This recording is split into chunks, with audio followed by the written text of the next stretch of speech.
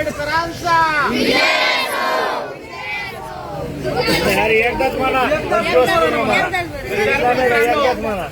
आपला बराचसा प्रवास झालेला आहे आणि आता बराचसा प्रवास चालू आहे आणि या प्रवासामधलं एक महत्वाचं स्थळ आपण आज भेट देत आहोत. आपल्या विद्यालयाचे पर्यवेक्षक आदरणीय देशमुख सर या ठिकाणी उपस्थित आहेत, माझे सर्व सहकारी उपस्थित आहेत आणि तुम्ही सुद्धा आहेत. हे एक सामाजिक दृष्टीनं अतिशय महत्वपूर्ण स्थळ आहे. एका सामाजिक क्रांतीचा जन्म या ठिकाणी झालेला आहे. हे जिल्हा रायगड या ठिकाणी असलेलं चवदार तळे आणि या चवदार तळ्याचा असा इतिहास आहे.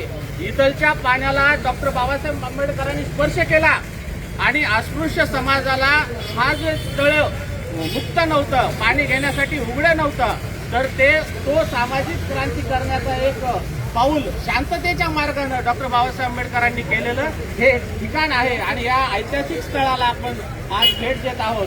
म्हणून एक सामाजिक दृष्टीने असणाऱ्या अनेक गोष्टी आहेत या अस्पृश्य समाजाला त्या काळामध्ये उघड्या नव्हत्या किंवा त्यांना त्या ठिकाणी जाण्यासाठी बंदी होती आणि या सर्व गोष्टी विरुद्ध लढा उभारण्याचं काम डॉक्टर बाबासाहेब आंबेडकरांनी 20 मार्च 1927ला या चवदार तळ्यापासून त्याची सुरुवात केली आणि त्यामुळं अतिशय महत्वपूर्ण हे ठिकाण आपल्या सहलीच्या दृष्टीनं आणि आपल्या अनेक सामाजिक दृष्टीनं महत्वाचं आहे. म्हणून याची जी दखल आहे ती आपण आपल्या नोंदवहीमध्ये घ्यायची आहे. तर या ठिकाणी या पावन ठिकाणी आल्यानंतर एक अभंग मला आपल्या समोर ठेवायचा आहे. गेल्या वेळेस सुद्धा मी एक अभंग ठेवला होता आणि यावेळेस सुद्धा मुद्दामून डॉक्टर बाबासाहेब आंबेडकरांच्या या ऐतिहासिक स्थळी मी एक अभंग ठेवतोय, आपण सर्वांनी ऐकायचं आहे.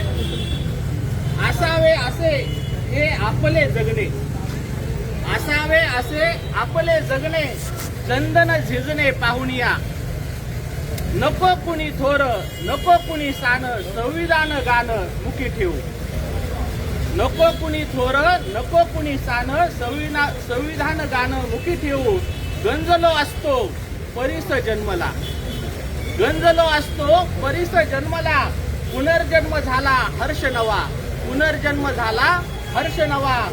ना कसले भय तुझ्या सोबती, ना कसले भय तुझ्या सोबती, जीवनात गती भीमामुळे, जीवनात गती भीमामुळे. धन्यवाद. आणि आपण